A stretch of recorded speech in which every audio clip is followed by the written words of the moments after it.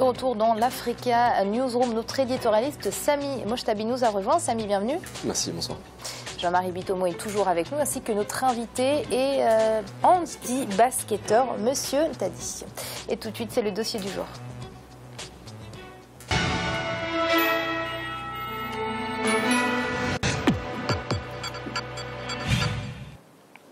Brazzaville, la capitale de la République du Congo, accueillera du 4 au 19 septembre les 11e Jeux africains sur place. Les autorités se préparent pour ce grand événement panafricain. Alors à 3 mois seulement du coup d'envoi de cette grande messe du sport africain, le Congo est-il réellement prêt? La réponse avec ce reportage de notre correspondant Prince Bafolo. Du 4 au 19 septembre 2015, la République du Congo accueille les 11e Jeux africains. Pour cette grande messe sportive, des délégations de toute l'Afrique vont converger vers Brazzaville, la capitale du Congo. Depuis 2012, le Congo se prépare pour recevoir toutes ces délégations sportives du continent africain pour 2 semaines de jeux et d'ambiance. Stades, gymnases, hôtels, infrastructures routières, le gouvernement congolais a lancé de grands chantiers pour accueillir le Gotha du sport africain. Les Jeux africains célèbrent leurs 50 ans d'existence cette année. Tout un symbole pour le Congo qui a accueilli les premiers Jeux africains en 1965. Pour nous, c'est un grand honneur de faire que l'Afrique nous fasse confiance pour que le 50e anniversaire de ces Jeux puisse revenir ici au berceau de l'olympisme africain. Voilà pourquoi, effectivement, le président de la République a créé toutes les conditions pour que les Jeux africains, les 11e Jeux africains, qui sont les Jeux du cinquantenaire, puissent se dérouler ici. Et le peuple congolais est tout à fait engagé à réserver un accueil tout à fait chaleureux à toute l'Afrique sportive. Plus de 234 milliards ont été mobilisés pour l'organisation de ces Jeux. À la sortie nord de Brazzaville, un stade olympique d'une capacité de 60 000 places, 4 gymnases et une cité olympique sont en cours de construction. Mis en place depuis 2012, le COJA, Comité d'organisation des Jeux africains, est à pied d'œuvre.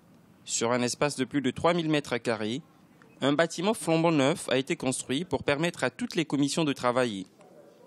Avec un budget de 70 milliards de francs CFA, ce comité a la lourde mission de réunir les conditions pour permettre à la jeunesse du continent africain de se retrouver au cœur de l'Afrique centrale. Les Jeux seront bien organisés aux dates prévues. En ce moment, nous sommes en train d'attendre la livraison des infrastructures qui nous seront promises pour fin juin. Donc d'ici fin juin, on aura tous les stades livrés. Et en attendant, nous nous attelons aux opérations de mise en place de tout ce qui est préparatif pour que toutes les commissions soient fin prêt le jour J.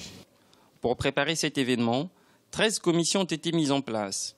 Début juin, la 3e réunion conjointe a eu lieu à Brazzaville.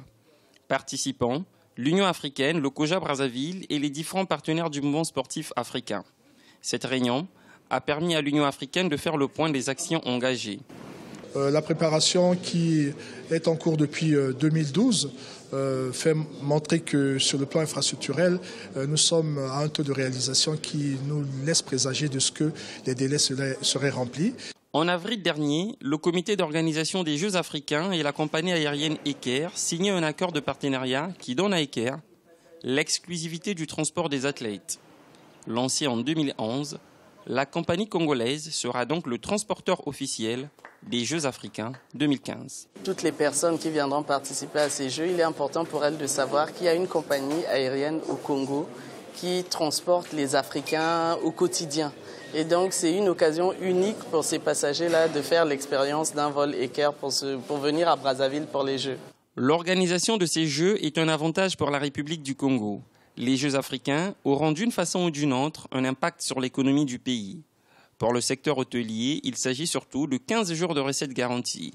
Restaurants, bars, dancing et bien d'autres devraient voir exploser le chiffre d'affaires le temps de ces Jeux africains.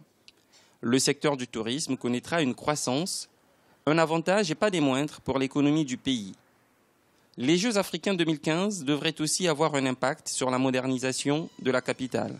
Tout cela nécessite des voies d'accès. C'est pour ça une corniche est actuellement en travaux par tronçon. il y a un tronçon de près de 7 km, entièrement en viaduc, construit entre le lieu dit Kebana Virage jusqu'au site du complexe sportif. Il y a un autre tronçon, encore en travaux, entre la case de Gaulle et le restaurant dit Mamiwata. Le tronçon entre le rond-point Saint-Tropez et le lieu dit Kebana Virage a fait l'objet d'une adjudication. Donc voilà un peu, grosso modo, les grands chantiers qui se déroulent actuellement à Brazzaville. Coût global des travaux, 70 891 617 526 francs CFA. Entre le pont du Djoué et la case de Gaulle, un autre tronçon va permettre aux habitants de la périphérie sud de Brazzaville de se rendre directement au centre-ville et d'atteindre via le quartier Talangaï le stade olympique de Kintélé. Pour la construction de ce tronçon et l'aménagement urbain des arrondissements 1 et 2, Bakongo et Makelekele de Brazzaville, une convention de partenariat de 27 milliards a été signée entre la France et le Congo dans le cadre du contrat de désendettement et de développement. Encore un peu moins de 3 mois pour faire vibrer Brazzaville au rythme du sport. Brazzaville 2015, c'est déjà demain. Ces Jeux seront l'occasion de rassembler la jeunesse du continent, mais aussi et surtout de promouvoir des valeurs positives que véhicule le sport. Monsieur Ntadi, un retour aux sources pour ces Jeux africains qui, 50 ans après, reviennent au Congo. Quel plaisir pour les Congolais et notamment pour nous, les sportifs handisport aussi, on va participer. Et même là, le représentant du comité national qui est venu superviser les athlètes handisport ici à Paris, il va rentrer mercredi. Donc, tout le plaisir pour nous, que du bonheur. Alors, est-ce que le Congo sera prêt, monsieur Ntadi? Je l'espère bien, au vu des échos que j'ai reçus du Congo. Les travaux vont bon train et que tout semble bien parti pour la réussite des Jeux. Alors, Samy, monsieur Ntadi nous dit que peut-être ce sera prêt, les autorités aussi, bien évidemment, c'est normal, elles sont optimistes. Par contre, il y a un autre son de cloche, parfois, au niveau de certains médias, qui estiment que le Congo a vu trop grand pour ces Jeux africains. Oui, comme souvent, on préfère s'alarmer. C'est vrai que le Congo n'a pas choisi la facilité en décidant de construire un nouveau stade. Ils auraient pu choisir de rénover, mais ils ont choisi la dureté, le côté difficile de la chose, de l'événement. Et c'est vrai qu'il y a eu quelques critiques sur les travaux. Ça reste, c'est pour début septembre. Il reste encore un petit peu de temps, mais normalement, le bel écrin devrait être réalisé et le pari congolais réussi. Oui, Jean-Marie, un beau stade, 600 000 personnes, un bijou, comme on dit en off, Samy et monsieur Ntadi. Il est temps quand même qu'en Afrique, si vous voulez, qu'on se mette à... Parce qu'un stade, c'est vrai qu'au premier abord, on peut se dire que c'est du gaspillage, c'est de l'argent de gaspillé. Il ne faut pas oublier la place que le sport tient, c'est-à-dire durant ce siècle-là dans les différentes sociétés. Donc le fait que nous, en Afrique, on puisse construire des complexes sportifs comme celui-là, c'est un investissement. C'est vrai que d'aucuns peuvent critiquer en se disant que oui, c'est de l'argent dépensé inutilement dans la mesure où on a d'autres besoins dans le pays. Oui, après, ça dépend des priorités. Mais ça dépend maintenant des priorités parce que ça reste, si vous voulez, dans le pays. Et ce sont des choses, ce sont des stades qui sont construits qui, à la longue, s'ils sont bien utilisés, si vous voulez, peuvent apporter, si vous voulez, au tourisme. Ça fait en sorte qu'on construit des infrastructures du pays aussi. C'est vrai que c'est une belle occasion parce que dans les États africains, dans les économies africaines, nous n'avons pas tout le temps le moyen de construire des infrastructures, si vous voulez, du jour au lendemain. Il faut qu'on est obligé plus ou moins d'attendre qu'un événement se produise et cet événement-là doit être l'occasion pour le pays de pouvoir non seulement présenter le pays en tant que vitrine à l'extérieur et dans un autre sens, pouvoir investir à l'intérieur du pays puisque les infrastructures qui sont construites restent. Ça ne repart pas après les Jeux. Donc à partir de là, la population congolaise pourrait bénéficier de ces infrastructures-là. Oui, monsieur Ntadi, une aubaine pour le Congo et surtout pour la population de Brazzaville, l'organisation de ces Jeux. Oui, j'ai souvent été critique vis-à-vis des autorités par rapport à ce qu'ils appelaient la municipalisation accélérée. Mais là, du coup, je leur tire mon chapeau parce que c'est quand même une occasion de mettre les infrastructures appropriées au service des sportifs et les infrastructures, on va dire, municipales au bénéfice de la population. Samy, est-ce qu'on peut espérer des retombées économiques importantes ? Oui, bien sûr, parce que de toute façon, ça va créer de l'emploi. Espérons que ça va amener aussi un peu de monde. Bon, effectivement, c'est pas à l'échelle d'une Coupe d'Afrique des Nations, mais ça reste quand même un événement sportif assez important. Oui, forcément, il y aura des retombées économiques comme tout événement sportif organisé dans un pays. Alors, Jean-Marie, au niveau de la communication, j'ai envie de dire, elle est quasiment inexistante. C'est vrai que bon, les jeux, généralement chez nous en Afrique, on a l'habitude de parler de la CAN, ce sont les jeux que tout le monde connaît en Afrique, dans le cadre du sport. Mais dès qu'il s'agit, si vous voulez, des événements, entre guillemets, que je dirais, omnisport, vous avez très très peu de gens. Moi, j'ai eu l'occasion, si vous voulez, j'ai travaillé avec la Fédération camerounaise d'athlétisme, mais ce sont des choses qui en valent quand même la peine. La Fédération camerounaise d'athlétisme, j'ai travaillé avec eux durant les Jeux d'Afrique junior, c'était en 2002. Donc c'est un bel événement dans la mesure où vous avez toute la jeunesse de l'Afrique qui a afflué, si vous voulez, au Cameroun à l'époque. C'était pratiquement, c'est-à-dire le record d'affluence, puisque vous avez quand même 35 pays qui se sont déplacés pour les jeunes en athlétisme. Donc c'est vraiment, je pense que ce sont des événements qui bénéficieraient, si vous voulez, d'un aura beaucoup plus élargi et beaucoup plus fort que celui-là, dans la mesure où ça permet quand même au pays de pouvoir, c'est-à-dire s'évaluer lui-même et par rapport aux autres pays du continent. Donc je pense que ce sont des occasions sur lesquelles il faudrait que nous apprenions à communiquer de manière beaucoup plus efficace. Samy ? Oui, je pense aussi, et pas que pour le Congo, je pense que l'enjeu est aussi africain, puisque l'Afrique est en course pour une première organisation de Jeux Olympiques. C'est le deuxième événement sportif au monde après la Coupe du Monde. L'Afrique ne l'a pas encore organisé. Le Cap a échoué en 2004, le Caire en 2008. Donc Nairobi ou Casablanca, on murmure ces villes-là pour 2024. Donc si le Congo montre que l'on peut organiser un événement sportif omnisport, pourquoi pas aussi donner des idées aux membres du CIO? C'est un peu un test, en fait, M. Ntadi. Oui, un test, je crois, qui sera réussi dans la mesure où les autorités, pour eux, en tout cas, j'espère, ça sera une façon de montrer le savoir-faire congolais.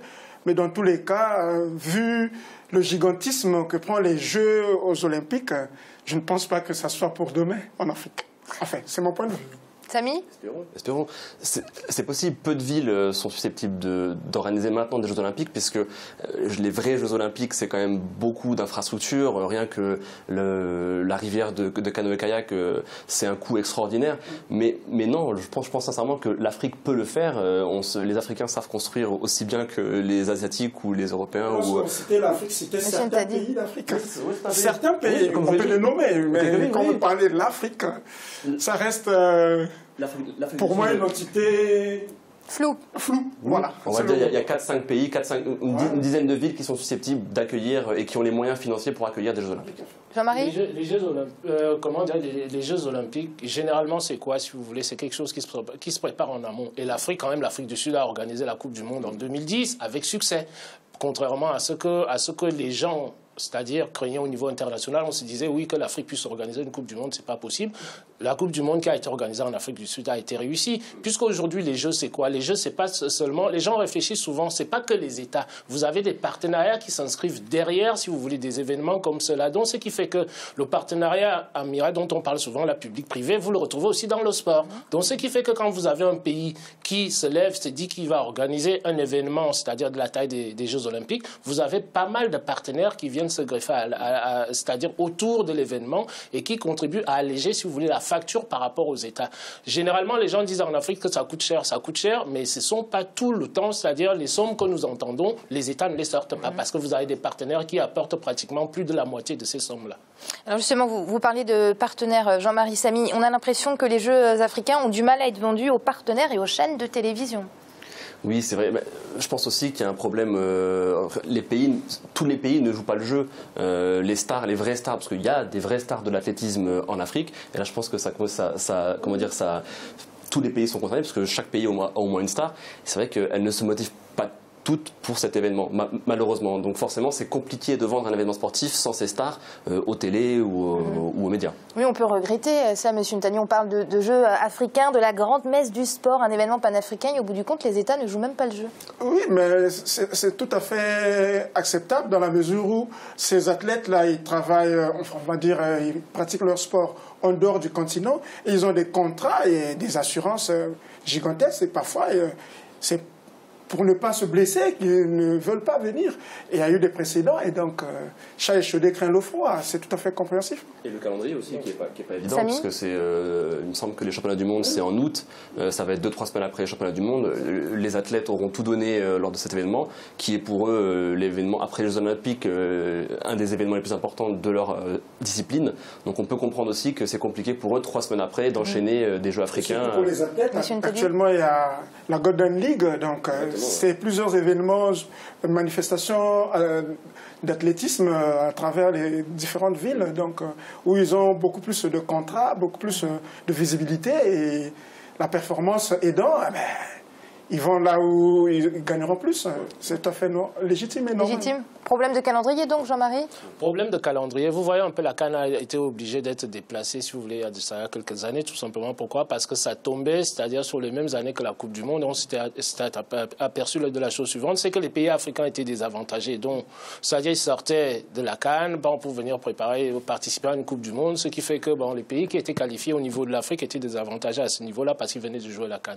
Donc, à partir de ce moment-là, il faudrait qu'en Afrique aussi, qu'on sache vendre nos événements, à savoir, c'est-à-dire qu'on choisisse ces dates qui permettent en sorte qu'on ait une visibilité, une lisibilité claire de ces événements-là, qui permettent aussi de faire connaître l'Afrique en tant que telle. Par rapport à ce qu'il disait tout à l'heure, si les Africains, nous voulons que l'Afrique progresse aussi un peu, on peut se dire que peut-être les problèmes d'assurance et tout ce qui s'ensuit, les joueurs sont capables de pouvoir se prendre eux-mêmes en charge à partir d'un certain moment où il faut défendre l'éthique de l'Afrique et la voix de l'Afrique quelque part.